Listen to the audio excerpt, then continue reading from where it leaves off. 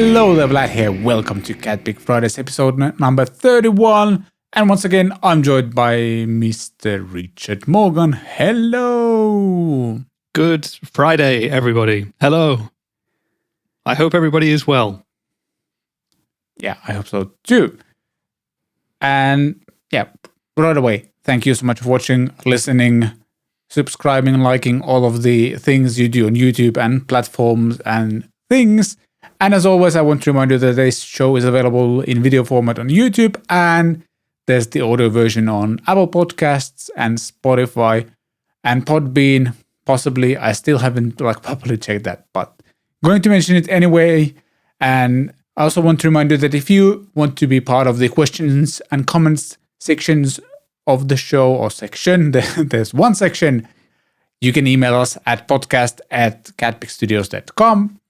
And if you want to skip to a certain topic we've teased in the intro or in the description already, there's timestamps both on YouTube and on podcast platforms as well. I think I need my third cup of coffee. But yeah, timestamps, they exist. Today we're going to talk about the Diezel VH Micro, which is finally out. It was the worst kept secret because it kind of had leaked for a few weeks now at least.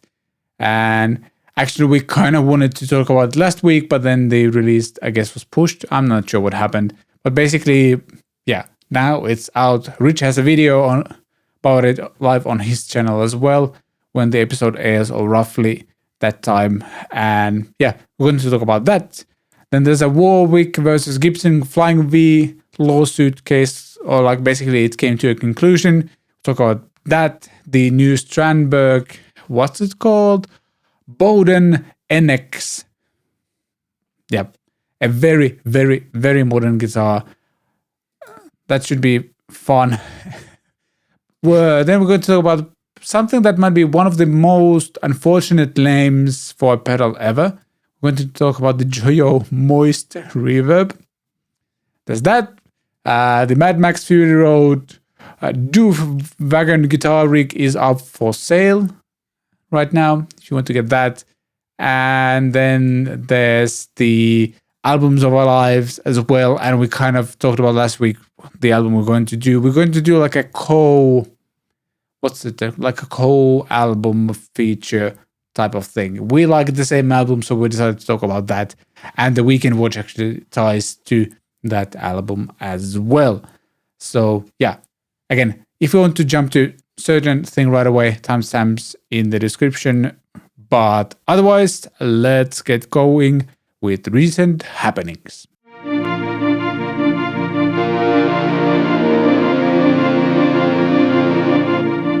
Oh yes, Diezel has finally released the VH Micro amp head, and it's part of the boutique amp distribution, some mini head series, and this is definitely a more high gain thingy. As you can see, the price is $299 at Thomann as of shooting this episode. And yeah, Rich has a video out on this thing featuring Trey Xavier from Gearguards, and yeah, you know way more about this than I do, so please let us know, what is it? Well, you've already given us a very good introduction to this, and I feel like I'm having some deja vu talking about it, but yes, the Diezel VH Micro is finally here. It is probably the worst kept secret of all of the mini amps. If anyone else has seen any of my other 42 Gear Street videos, I did one with the mini Bogner Ecstasy head, and there was a stack of 3 mini amps in that video. You had the Friedman BE Mini, which everyone knows about already. You had the Bogner, and you had another mini amp that was kind of covered with a crude cardboard flap, which we started referring to as the Cardboard Special. And it seemed, when I released the Bogner video about a month ago, that everyone already knew what the Cardboard Special was. They were telling me, yeah, there's a new Diezel mini head under there, isn't there? And I was like, I can't say anything until the date in my head, which was September 23rd, which would have been last week. And they all seem to know about it. I Googled Diezel VH Micro, Diezel VH Mini, and found out that, yeah, this amp had been effectively leaked in Japan for a few months. There's even a video, if you type it into YouTube, of someone testing out, I guess, an early version of it or a prototype at some kind of NAMM event in January or something. So it's been around for ages and ages. But anyway, the Diezel VH Micro is here. It's a small version of presumably the VH4, the most popular or the most well-known of the Diezel high-amp, full-size tube heads. And it continues the mini-amps theme. So they have the Friedman, they have the Bogner, and now they have a Diezel. Presumably there will be more to come because mini-amps is part of the boutique amp distribution series of companies. So there are other amp brands like Morgan that they have where we could imagine small things. There could be some Wampler stuff made into amps. Who knows? But there's plenty more from Diezel, from Bogner, and from Friedman that will presumably be getting made into smaller sizes soon. And Soldano, of course. Imagine if they did a Soldano slow mini. Yeah. But anyway, maybe even Tone King? Yes, a mini Tone King. Now that would be pretty cool, wouldn't it? I mean, I don't know. With cleaner amps, it's kind of maybe less of an exciting thing to make a small, cheap version of something. But still, I would love to see a Tone King, like a Gremlin or something like that, even smaller. I would love to see a Friedman Dirty Shirley mini. And if there is ever a Soldano slow, which I'm 99.9% sure there will be, I'd love to try that one out as well. But anyway, these are tiny little amps. They weigh a couple of kilograms. They weigh about 4 pounds. They have one channel. They're pretty simple. So the Diezel VH Micro has a volume control. It has a 3-band EQ. It has a presence control, and it has a deep control for the lower parts of the tone, and it has a gain control. Obviously, that's about it. It's a 30-watt Class D power amp. It's solid state, obviously. You've got an effects loop on the back. You can plug it straight into a computer and record. I think for me what it is a super cool way of getting whatever percentage that is of the full-size Diezel VH4 tone into a tiny box and making it affordable for everyone. It's like if you really wanted to buy a Diezel and couldn't afford it, this is the perfect way to dip your toe into that water and try out that amp. And Trey and I, as you can see from the video, we had a lot of fun tweaking the knobs, getting some different sounds out. He was playing this ridiculous Ibanez 7-string baritone, and it handled it pretty well. I think it sounds pretty good. I mean, I'm not really a baritone metal type player in my day job, but I thought it sounded pretty good. And I would implore you all to watch the video, see what you think. Vlad, I would like to see you try this amp as well, because I know that you metal a bit more than I do. I do indeed metal a little bit. And yeah, this is also like the VH4 is one of the amps like Metallica is known for as well. So if you want to get like that kind of tone, actually like just before shooting this episode, I actually watched Vector De Castro's video where he like really went for the Metallica thing. And yeah, it has that sound. So really cool little piece of gear. Like, yeah. The whole micro amp series is kind of exciting. I'm more excited about something like this compared to like a pedal that would kind of have that amp sound. So yeah, I mean there are Diezel pedals, for example, which cost roughly similar to what this mini amp head costs. So it's kind of like now, well, you could go for the pedal.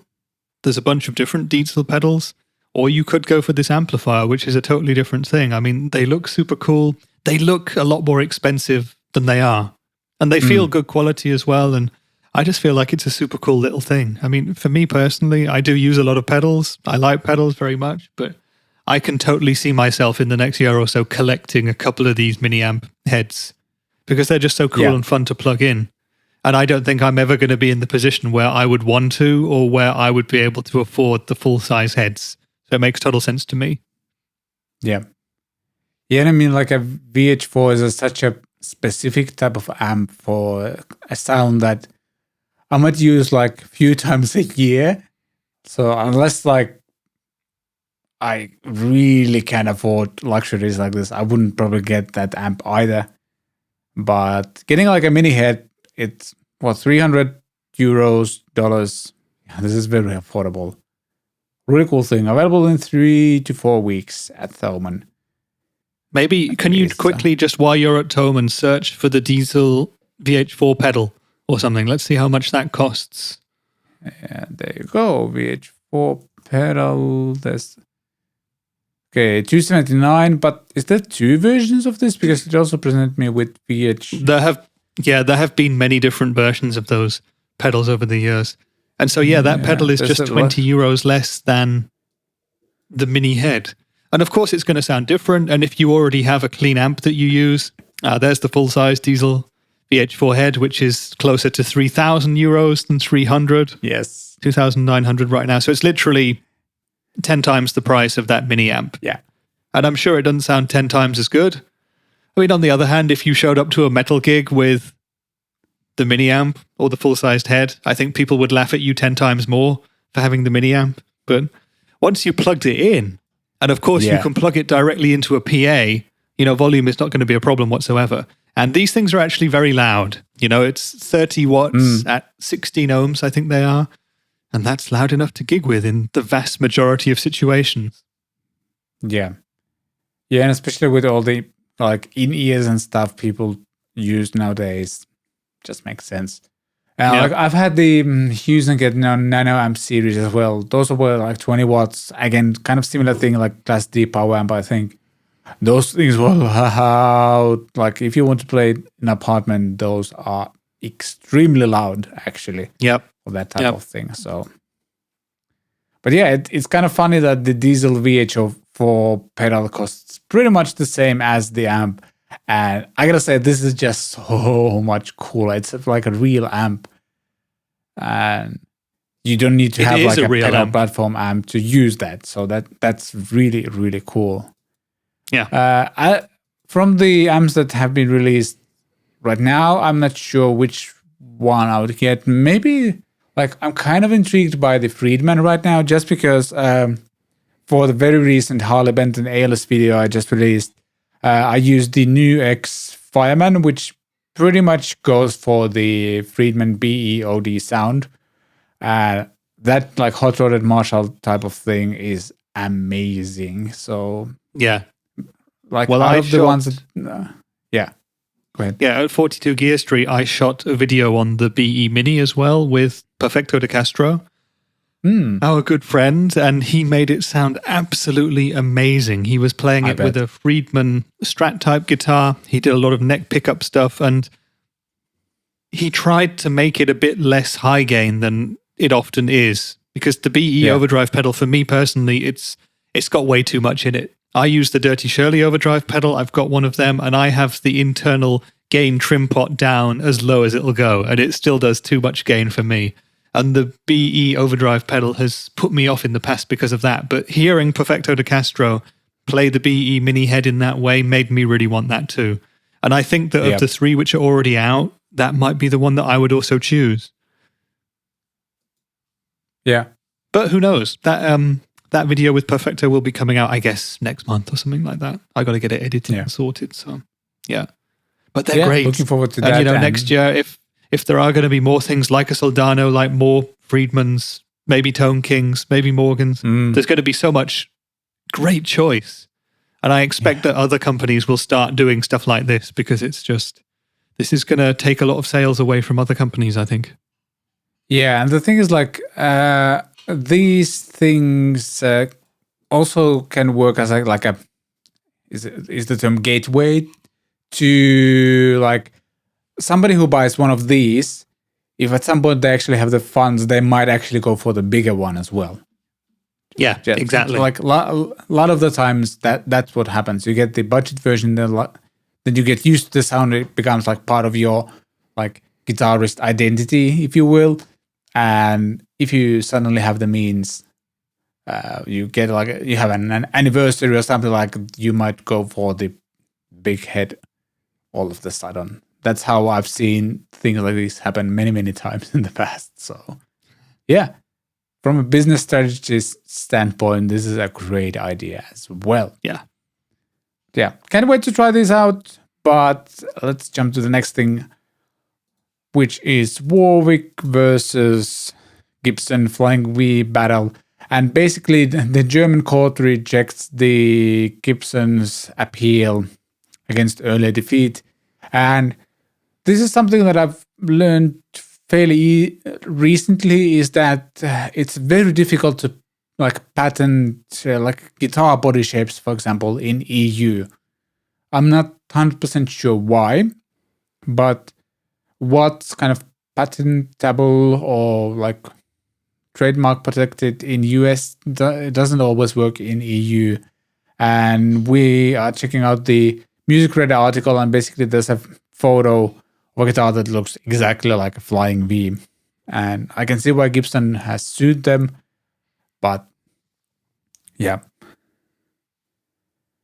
I often think about this kind of law as being, I'm making a very oversimplified version of it for myself, but I always think about it being a case of, would I as a customer be confused if I saw both companies' products and they looked so identical that I didn't know which was which? Yeah. And for me in this case, looking at that image, that looks like a Flying V. It's funny. I didn't even know that Warwick made these instruments, to be 100% honest with you. That's true. Yeah. But it's interesting again. I mean, we have, another week of CatPick Fridays, another court case going on, and another one with Gibson, actually, because they're quite regularly doing stuff like this. And it is very interesting to see how differently the EU law reacts to stuff compared to the North American ones. Yep. But I suspect that this case will run and run. And again, we really need to get someone with a legal background on to help us talk about this kind of stuff, don't we?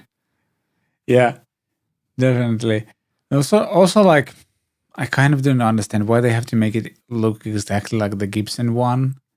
It's like with a V shape, it's fairly easy to make it at least a little bit different. But yeah, I don't know. Yeah, I mean, with this one, in the image, it's the body shape, it's the headstock shape as well. It's the whole thing. Yeah, the block inlays, everything. Yeah. Oh man, yeah.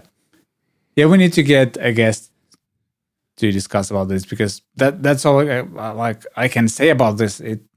This isn't the first time I'm hearing about this type of legal cases. Or like, I've talked to some local luthiers here, and they say that you can pretty much use the Fender Stratocaster and Telecaster body shape. As long as you sell within EU, you'll be fine. That's what I've experienced as well. The Fender body shapes are fair game. The headstocks are not. But looking at this picture of that Warwick V, the whole V is game now. And presumably this would set a precedent for other companies in the European Union region who want to do similar. Yep. But I don't know, because I'm not a lawyer. Yeah, that is true as well. But yeah, let's get a guest to talk about these things in the near future. And let's jump to the next thing, which is the Strandberg Boden NX. A guitar that is, again, very, very up like Rich's alley. Like, this is something you've been dreaming of for a while, and now they are out, as you can tell. Finally. I've played a Strandberg and I liked it. So yes, I've done the same. I guess that shocks you. Great. But yeah, this is something even more radical for them, isn't it? Yeah. It looks very weird, but I bet that guitar feels amazing in your lap. Yeah, I bet it does. It's been designed to be as ergonomic as possible. I think the thing that really puts a lot of people off Strandbergs once they pick them up is the neck profile, because it's so different to anything else that you can play. It's hard to describe, but it just doesn't feel like a guitar neck. But at some point, I think you either get it or you don't, and at some point it just feels totally naturally, and it becomes like an extension of your arm and your body. But for other people, they will just never want to have something like that in their hands. So what exactly is the NX concept? To me, it looks like it's a guitar that's designed to be out of your way as much as possible. In a way, like, you can focus on playing. Like, everything is super ergonomic. I think they improved the arm cut even more. Like, and the neck joint more angular now. Yeah, so there's that. They went for a very interesting bodywood, which was called, where was it? Sassafras. I've never heard of that. Yeah, I've never heard of such a Bollywood before. So No, me neither.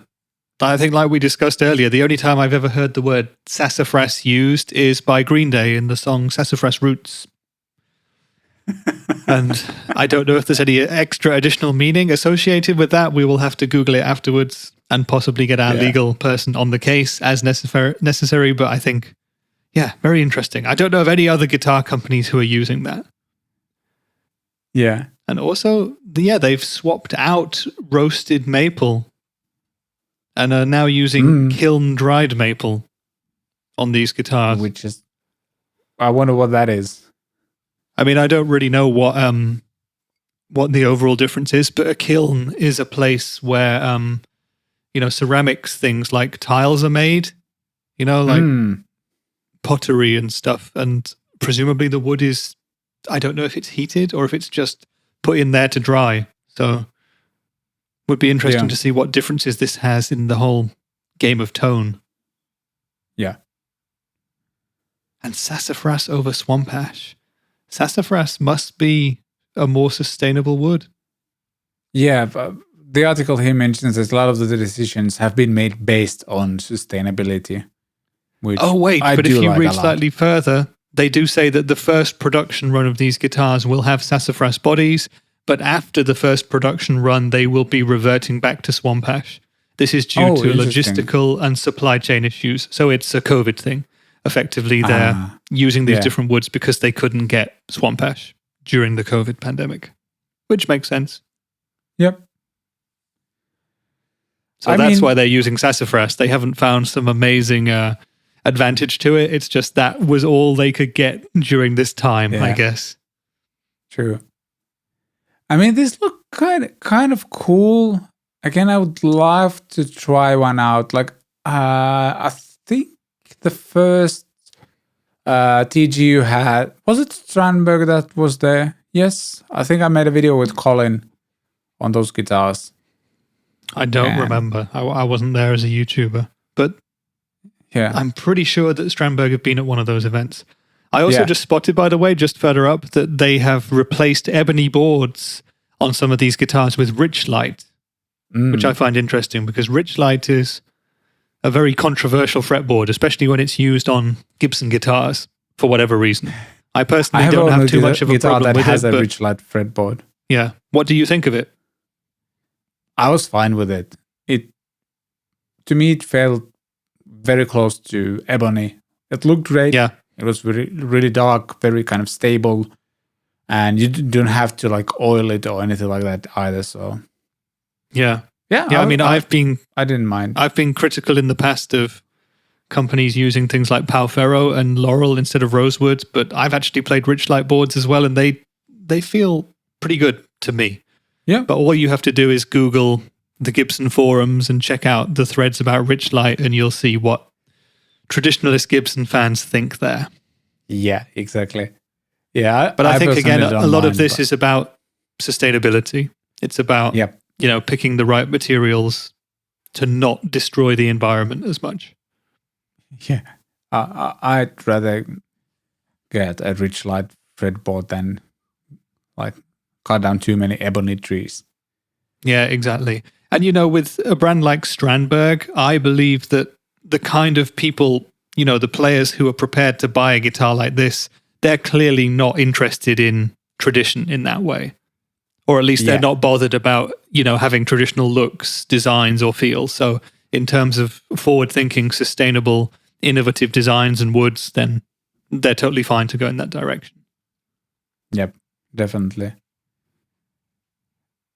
I'd love to be able to try one of these. I don't think we have a dealer in Finland, though I'm not 100% sure. I might be wrong as well about this one, but yeah.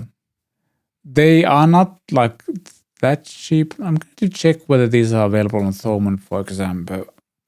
I also noticed they have Fishman Fluence pickups, which is a cool thing. Yeah. Fishman Fluence are really in a lot of good high gain focused guitars at the moment. They're doing really, really well. Yeah. Yeah, I've definitely played some of these. Like, I remember playing something like this at TGU 18. Yeah, that one that you're looking at there, it looks like someone got one of the new Ibanez headless guitars and melted it, possibly in a kiln. So, yes, very possible. These aren't they're amazing crazy instruments, expensive but either. this is the kind of guitar that I feel like you would show an extraterrestrial who came to Earth and wanted an instrument. They're so otherworldly. Yeah, they're amazing things. Yeah, I bet these are just incredibly comfortable to play. Yeah, because that's the main thing, isn't it? Yeah, picture refuses to load, but there you go. It kind of looks cool. I guess I could get used to tuning it as well. Like, if I would, I think this is a photo of a 7-string guitar, by the way, but Thomas says it's a 6-string guitar. No, it's what? Confusing. The model is called NX6, but it's a 7-string. Maybe there's something wrong with the Thomas. Yes, indeed. But yeah, they look interesting. Wouldn't mind trying one out. I don't think we have a deal in Finland, as I already mentioned, so who knows whether that will actually happen. But let's jump to the next thing, to something that might be one of the most unfortunately named pedals of all time, the Joyo JF-20 Moist Reverb. Checking out the Gear News article, and it says a 32-bit DSP pedal with an unfortunate name. And it's basically a very simple reverb pedal with 3 different settings: decay, mix, and tone controls. And based on the only demo I was able to find, it sounds fine, but I like nothing too exciting about it, to be honest. But I guess what made rounds around the internet is the name of this thing. Like, it's quite something. I wonder where they got that name from. Yeah. Feels intentional. I feel yeah. I mean, for me, I reckon that, I don't know, there's a couple of possibilities in my head. One would be that they regularly use native English speakers to help them come up with product names, and someone was having a joke. Or Joyo was doing what a lot of brands do, and they were going through dictionaries and, dictionaries of synonyms and connected words, and they wanted to find something that sounded a bit like wet. Yes. And they settled on moist, which means wet. Yep, pretty much. And it's only very, very silly people like us on the internet who think any different. Yes. I think this will end up being one of those pedals that will not end up on a lot of church players' pedal boards because of the name, as we talk about with Black Spirit and some other products as well. This will probably not end up on some people's boards just because of the name. It's funny though, there are so many stupid little things that you can make out of guitar product names and stuff. The Moist Reverb, Dry In, G-String, Nut Lube. There are so many options to be an idiot when it comes to being a guitar player. I mean, the other week on the Blue Guitar Live show, Thomas brought his Super Hard-On in, which is a pedal. And I made a joke about it at some point, and it went straight over Thomas's head. A very subtle thing, but it's, I think a lot of these products are built with that kind of humor in mind. And I think, there's companies like Friedman who have made a career out of naming their things kind of crudely, almost. But with Joyo, I believe it to have been an innocent case of they wanted to describe their pedal with an onomatopoeic word. They went with moist, and us giggly little schoolboys found it rather amusing. I mean, I would like to get the moist, so I'm good. Yeah, when you use it in a sentence like that, it becomes even more funny. to be honest. So there you go. Yeah. Right now, there's only Hey, one video available about this pedal, and as I mentioned, it sounds fine. I'm gonna say it's fairly standard sounding reverb pedal. and probably if they very did do affordable as well. Yeah, if they did do it specifically as a joke to get our attention, they got it because we're all talking about the Moist, and I've seen it mentioned a lot on other forums. People are laughing about it. So, yeah, great work, Joyo. And I'm sure it sounds good at the end of the day because it's not on Amazon either. I just searched for it. When I searched Joyo Moist, I just got weird kind of hygiene wipes and stuff. So. Yeah, there's one video in the article we're going to link in the show notes, so you can check out the sounds you're getting from that pedal and decide whether you want to get one on. That's the only joke I'm going to make about this pedal, at least. Good. Yeah, let's keep it serious. This is a serious show. Yeah, this is a very serious show. Yeah. Yeah. Based on how it looks, Yeah, based on how it looks, I was going to say it's probably going to cost about between 30 and 50 euros. It looks very, very similar to the kind of the build quality of the, I can't remember the name of the range, but I have the Sweet Baby Overdrive, which was about 25 euros new. So it was super affordable, but has lasted quite a few years, decent quality, sounds great. So I have no kind of doubt that this will sound very, very good for what it is. Yep. It's a reverb pedal for the modern player who doesn't want to have any of the modern algorithms, who doesn't need a shimmer and octave ups and downs and massive, massive halls that go on forever, that kind of thing. Yeah, I like it. It's not a pedal for me. No. Yeah, it's not a pedal for the worship crowd anyway, so regardless of the name of it, it won't be going on church players' boards. It's not big enough. That's true. Needs more knobs and foot switches and stuff. Yeah, exactly. Yeah. All right, let's jump to the next thing, which is the Mad Max Fury Road Doof Wagon rig is available for you to buy.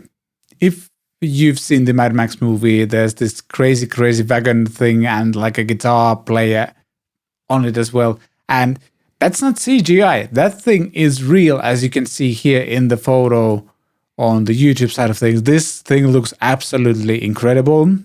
We're just discussing before the show, like, there's probably no way I would be able to ship this to Finland. And even if I would, I probably wouldn't have any kind of permission to drive this anywhere. Like, I would probably have to have this delivered to, I don't know, like I would need like a big farm or something, and maybe I could drive on my like own like grounds or something, but otherwise, like you wouldn't go grocery shopping with this one. I think. Well, there's plenty of room for the groceries. That is true. And you would not have any problems getting stuck in traffic, I imagine you could get people out of your way pretty easily. Yeah. Without you even having to honk or anything, the people would just move away. Yeah, exactly. If you would get this, what would be the first riff that you would play through that thing? That's a good question. Oh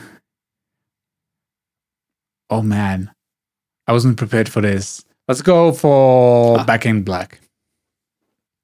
Somehow that's funny like because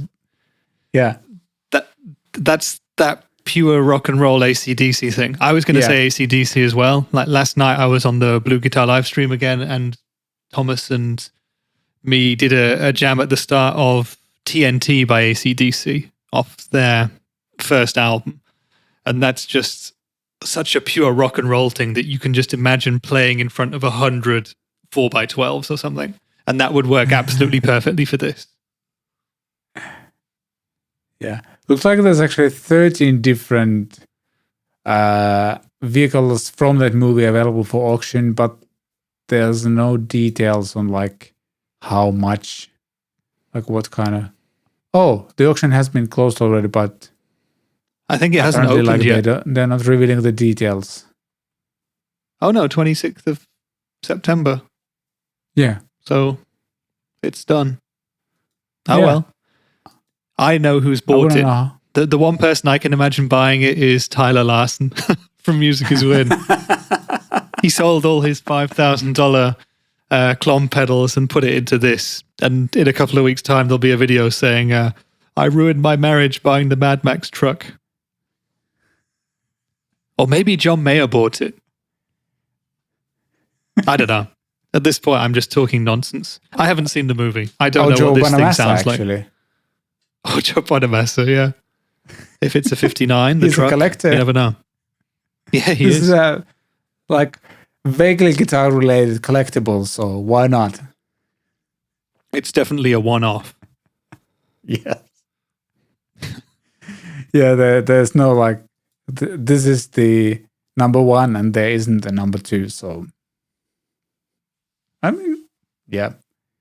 I wonder if like all of that PA and everything is like, you see so many speakers on it and stuff like that, if you can actually like use them. Yeah, you can probably use them, but as someone who's worked in the pro audio industry, I'm just thinking about all the phase cancellation issues of placing all those speakers together, and it's not going to give you the best possible sound, damn it. No. Yeah. But yeah, that's not what they were going for, I don't believe. No.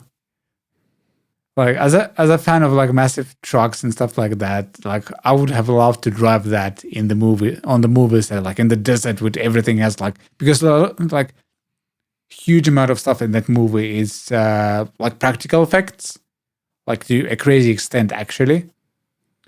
And like imagine driving this and with all the like little trucks and cars driving there as well in the desert, and man, that must have been like an experience of a lifetime driving this on the movie set. Yeah, I'm sure it like was. Dressed up in all the Mad Max gear and stuff. Yeah, exactly. And yeah, the fact that it was real, because so many modern movies are just purely done, in front of green screens or they're CGI. But this is a real truck. So yeah, I think I'm going to have to watch the movie just to see what this thing does. It's very entertaining. Like it's not like it's not a Shakespeare of a movie. It's more like fun entertainment, incredible practical effects. I'm just going to play this little clip here that you can see. These are the shots from the movie. Like most of that stuff is practical, which is absolutely incredible. So, yeah, highly recommend. It's a fun yeah. Oh yeah, there's a bunch of drum sets as well on it. Ridiculous. On the back. Wow. Yeah. Nice. Oh man. Was he playing a Gibson Firebird X or was it just me? No, he wasn't. There's a literal fire coming off the guitar, so maybe. They probably just bought some old Kiss tour guitars. Yeah, could be. Could be. Very cool. Oh man, look at that. Look at that. How cool would it be drive like there? Just amazing. Well, it's up for auction. Go get it. Yeah, somebody apparently might have bought it already, so. Yeah, oh well. Oh well. Next time we'll be ready. We're a few days too late. Yeah. But yeah, I guess this is vaguely guitar related. I just trying to imagine what it's like to play guitar while standing on that thing while you're driving in the desert with all the other cars driving next to you. Must have been fun. Yeah, I imagine it was. I'm just thinking about reverse parking into a parking space at the supermarket. That wouldn't be fun, would it? It's something you kind of don't have to worry about. You just park wherever you want. I guess, yeah. If you just pull up in front of the front door, no one's going to tell you to move, are they? Nope. Pretty much no. Though, like, imagine like you seeing someone like parking this on like a supermarket like parking lot, and then the guy walks out in like sweatpants and like a very regular clothes or something, or they're wearing like a suit and they're like on their way from the business meeting to their home and they're just stopping for groceries. So many great options. What you can do with this. Yeah. But yeah, there's that. I think it's time to jump to something we kind of teased last week, which is our album pick for this week for albums of our lives. And yeah, without more talk, let's go there right away. Like plastic on a CD shelf, these are the albums of our lives. Yeah, our album pick of the week is Kaboom! The Darkness, Permission to Land.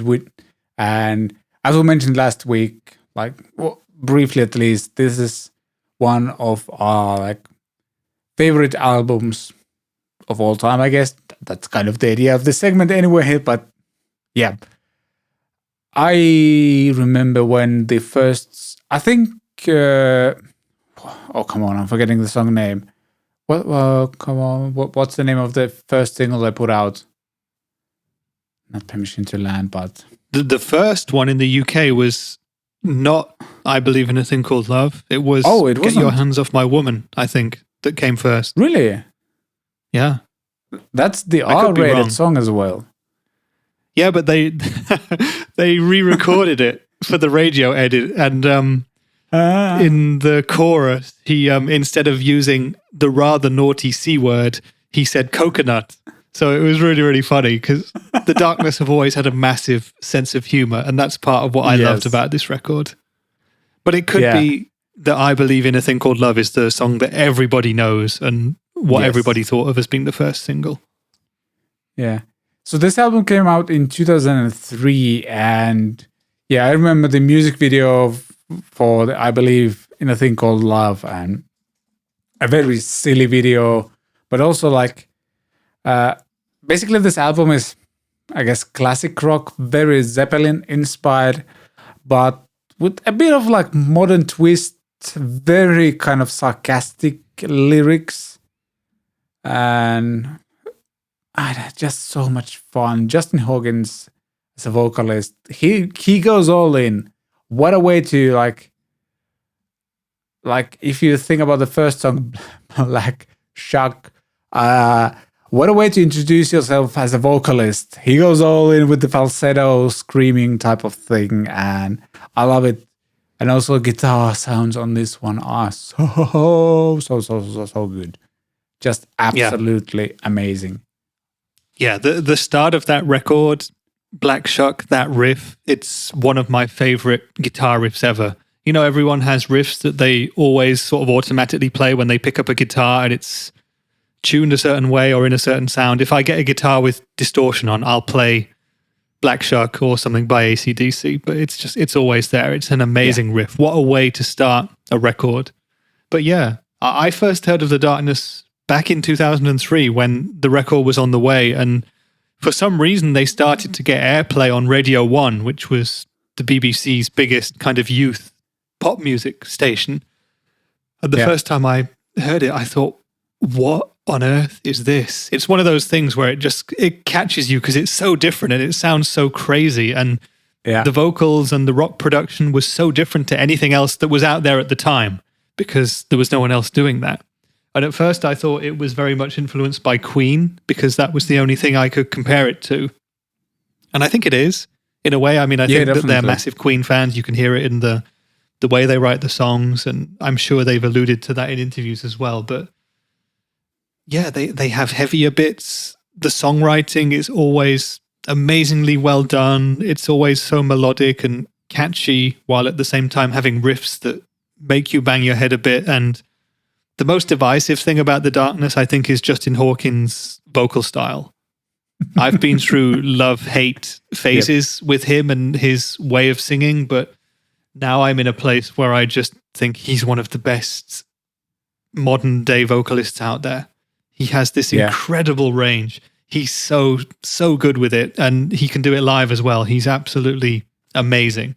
And if you don't like the voice, if you don't like the theatrics, you're going to hate it, but I think he probably doesn't care, which is another great thing about the band, Yeah, based on the live stuff I've seen from him, he doesn't care. That's definitely I mentioned Zeppelin, but also, Queen is the second like huge influence, because when you look at his like stage presence, there's a lot of like Freddie Mercury vibes as well, like the way he kind of just presents himself and the way like he dresses and all of that. It's very, what's the word, obnoxious and kind of over the top, and it's kind of cool actually. Like you feel like you don't get a lot of that kind of people, like that kind of frontman anymore.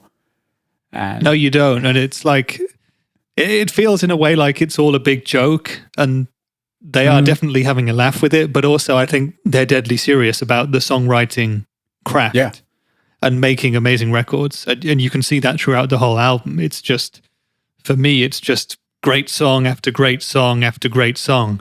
And you have, Black Shuck as a killer opening to the record with that amazing riff.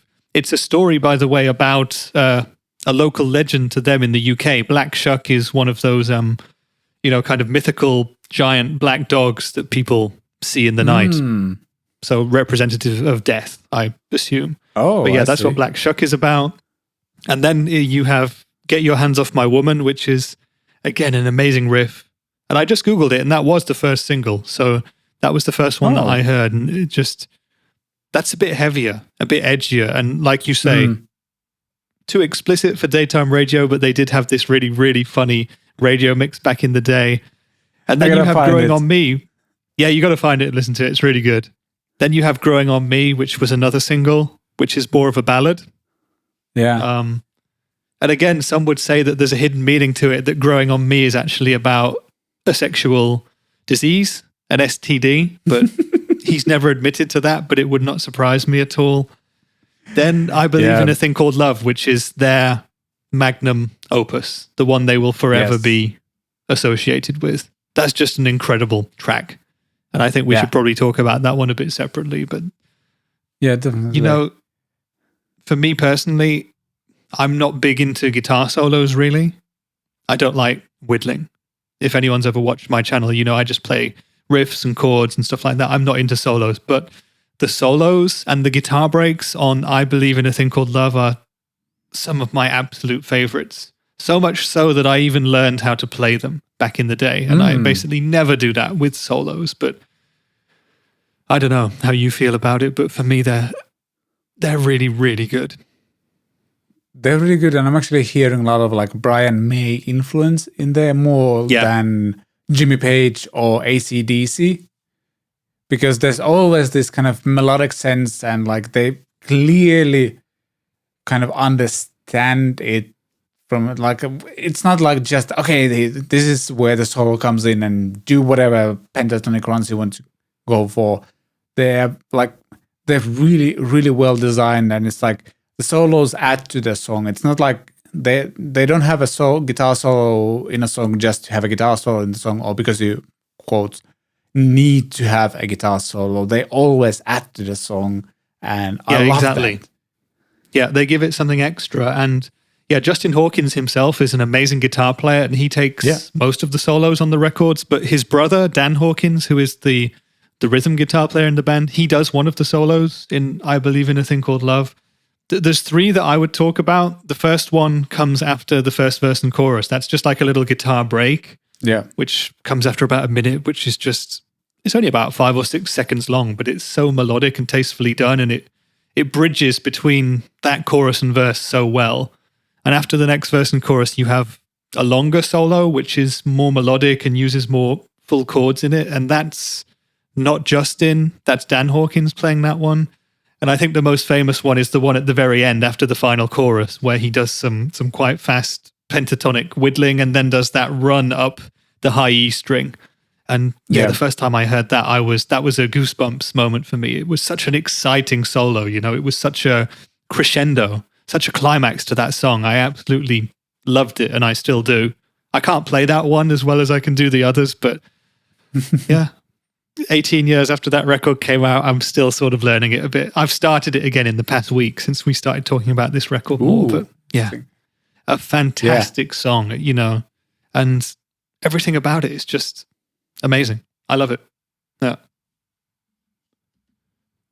Yeah, and just, as I mentioned, I like having very recently rewatched the Bohemian Rhapsody movie and also watched the Rick Beato breakdown of the Bohemian Rhapsody. The song, like, yeah, there's so much Queen stuff and like all of those guitar lead things, especially like the way they harmonize them. Like, it's very kind of almost operatic. And yeah, exactly. I hear Thin Lizzy in those guitar solos as well, because they harmonize. I don't know, is it like fourths or something? You hear that quite a lot, but it's always really, really tastefully done. There's never just mindless whittling for me.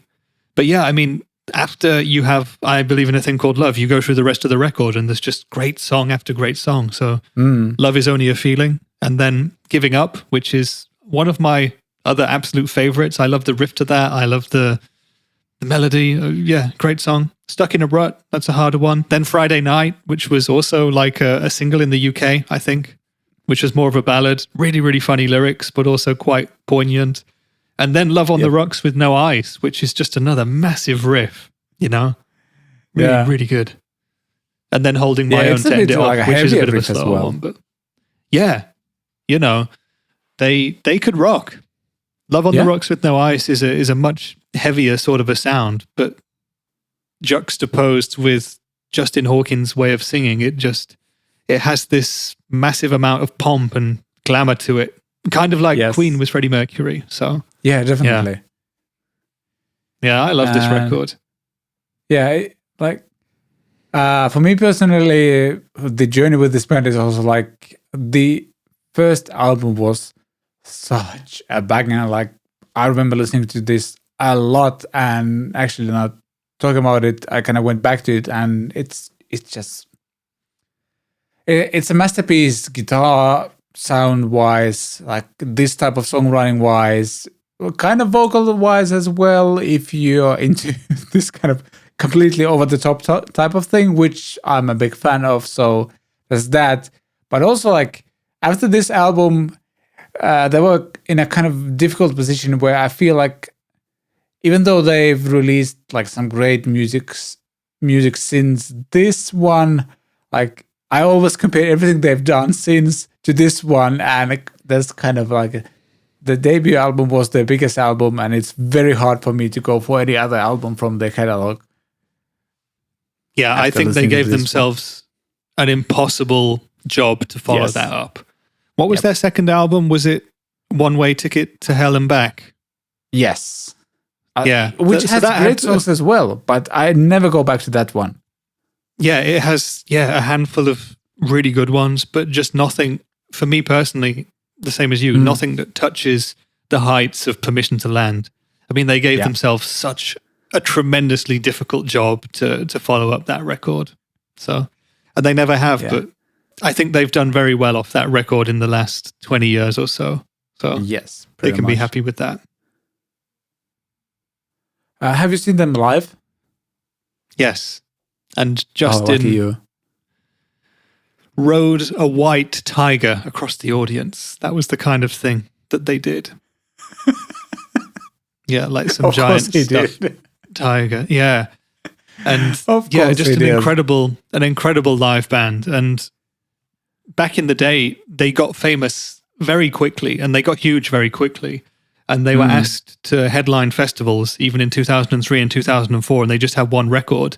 And there was always this discussion with, well, how can we headline a festival and play like a 30, 40-minute set as opposed to an hour and a half? But they managed to do it.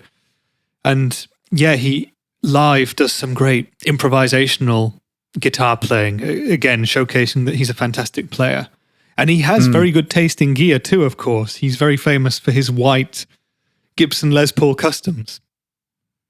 There's quite a few rig rundown type videos with him. I think there is a Premier Guitar rig rundown that you can watch, and he's very deadpan and funny in that. So I'd recommend anyone who is interested in the gear that they use to go watch that video. Dan Hawkins is also in it, and seems like a super nice guy. So relaxed and understated compared to Justin's onstage personality. By the way, do you know what Justin Hawkins did before The Darkness? No, I don't. He used to write TV jingles for shows like The X Factor. So maybe that was kind of... Makes a lot of that sense. took him in the direction of creating super catchy, hooky sort of little pieces of music, which he combined into songs. But yeah, supremely talented musicians. Yeah. I actually talked about this album with a friend of mine last week. We went for lunch and I was playing this album in my car, and he mentioned that he had also seen the band live once, and at that point Justin was still using like he actually used Mesa Boogie dual rectifiers for a long time, and my friend mentioned that there was such a difference like guitar tone quality wise between him and Dan is the brother, right? Yeah. Like Dan is like Marshalls and Les Pauls, and then Justin has the dual rectifier and the Les Paul. Like the difference between the tone was very, very drastic. Although my friend did mention also that it might have like partially be like, oh yeah, he told the story like later he read in an article that Justin at some point started to take his guitar tone more seriously when he wasn't like as messed up as he used to be in the early days of the band. That now he's like taking that seriously as well, like because like my friend mentioned that like Dan's sound was amazing live, like one of the best guitar tones he's ever heard live, and he's like my friend is like a pro level musician himself and has gigged for 20 years around Finland and around a bit around Europe as well, I think. So like he knows his stuff, and yeah, like the dual rectifier classic rock thing wasn't like really working for him as well, at least like when he was listening to that live. I also remember like I think I've seen one of the rig rundowns, and that time I think Justin had like an all cowhide type of covered dual rectifier full stack, so like this white with like black dots type of thing.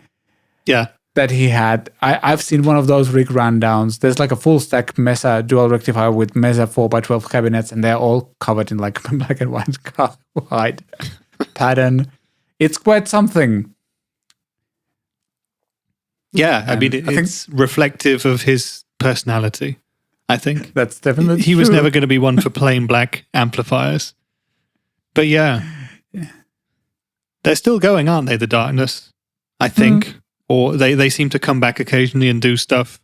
I think they had some difficult years. I think Justin himself had some hard times. Maybe went through some phases where he was not in a position to be, doing stuff with the band or reliable or anything like that. But it seems like they're back doing stuff. They had some side projects and stuff as well. Like he had one called British Whale, which again is a pun on British Rail, which is, kind of funny. But I think The Darkness and Permission to Land is what they will always be known for. Yeah. So anyone who's not heard that record, go listen to it. Yeah. It's a classic for a reason. It's just like just looking at the track list. First of all of the songs are very memorable, but like as an album, it's a very strong album, which is very, very rare for a new band. Like as an album, it's a very strong one as well. And like you listen through it happily. There aren't like songs you immediately want to skip. Yeah, I don't skip any songs on it. And it is quite rare, especially in this day and age, the days of Spotify and TikTok, to listen to even a whole song on its own. But to listen to a whole album with 10 songs on it is probably quite rare. Maybe we're just showing our age by saying that. But, this is an album with... There's a couple of tracks which are slightly weaker than some of the others. Of course, you can't have, hit after hit. That's just not possible. Yeah. But I can listen to the whole thing no problem whatsoever. And that's what also helps to make it a great record, Yep. Definitely. And actually, we want to talk about the band even more, but we're going to jump to the next section of the show, the Weekend Watch, because we're going to talk about The Darkness even more in just a second. Watch it, video. It's not like you have anything else to do. Yep. as I mentioned, the Weekend Watch is very heavily tied to The Darkness because it's The Darkness live at Astoria, and I don't quite remember when this actually aired, but they're playing the songs from the first album and then maybe some other songs as well. And I guess in a way this live production wise is very like early-ish 2000s, because like some of the edits like give me like epilepsy almost. Like it's super fast-paced cuts sometimes, which is a bit annoying. But like mixing wise and everything, like the vibe the band is giving, like the interaction between the band and the audience, everything is pretty damn amazing. Oh yeah, and you can see the dual rectifiers there, the Gretsch guitars. Dan is playing. Yeah, and of course, Dan Hawkins, he also always wore that Thin Lizzy shirt, didn't he? Oh, like that was his uniform true. in the band. I'm reminded of that when I see them now. But he's playing is that a Gretsch that he's playing? Yeah, that's a Gretsch. Might even be like a baritone Gretsch. Looks a bit longer scale to me. Yeah. I could be wrong, but like, yeah, in some of the songs he's playing Gretsch, then in some of the songs he's playing the different Les Pauls he has. And Yeah. I think they actually like go for a few different tunings as well on their guitars, because they seem to swap guitars based on the song they're going for. Like, Yeah, off the top of my head, most of Permission to Land, if not all of it, is in standard tuning. They use a capo on some songs, or at least I bought the tab book back in the day, and that's how I was learning it. And I know that a couple of the songs, like Friday Night and Giving Up, you have a capo on the second fret. So, I see. But they are all standard tuning, I think. I'm not 100% sure. Like, okay, maybe like for the tab book or like that book, they have been like transposed, but I feel like some of the riffs sound like they might be played in either standard D or like a drop D, maybe even. Yeah. There's some like, the way the chords are voiced on the album sounds like there's that happening on some of the songs at least. But I could be wrong as well. I think I can see from this video that we're watching without sound that they're playing Black Shock. Yeah. That's a song that Justin doesn't play on as well, so that gives it away a little bit. That's true. Yeah, but I mean, like, this live sounds amazing. It sounds so good. And highly recommended. Like, if you want to get like a proper introduction to the band, you might as well start with this one as well. Like, it's really cool to check out the band, like their live show, and they sound amazing here, and then they sound even better on the album. So you're right though. Like that video, the edits come every second and a half. It's quite it's tiring to watch, isn't it? I don't know. Whoever was directing this was like a bit, maybe done a bit too excited. Yeah, but perfect for the TikTok generation. You know? That is true. Keep people's focus on the video. Yeah. I think they're playing like through the whole album. Because, I think back in the day, they basically had to do that because they didn't have that much more. That's true. Yeah. Yeah. I don't remember. There might be like a cover or two in this show as well, but I'm not 100% sure. It's been a while since I've watched the whole thing. But this they is did like have B-sides and stuff. Yeah. I remember that was back in the day when bands still released singles that had B-sides to them. That's true. But do people still do that these days? Do you get tracks that don't make it onto albums and are released as the second side of a single? Yeah? Yeah, I think I've seen that every now and then. But it's probably more rare. So, but, you know. Yeah. But this is such a fun thing to watch. Check out the link in the show notes. And yeah. It's quite something. I think he does something like, does he surf on top of the audience or something?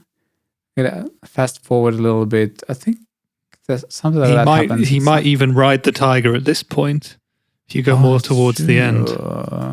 Is there a tiger? I don't know if they were doing that when this happened. Somewhere? He also switches outfits every couple of songs, it seems. Yeah, he does it like Beyonce. Every time I skip, there's a new outfit. Yeah. A new Why not? suit. Yeah.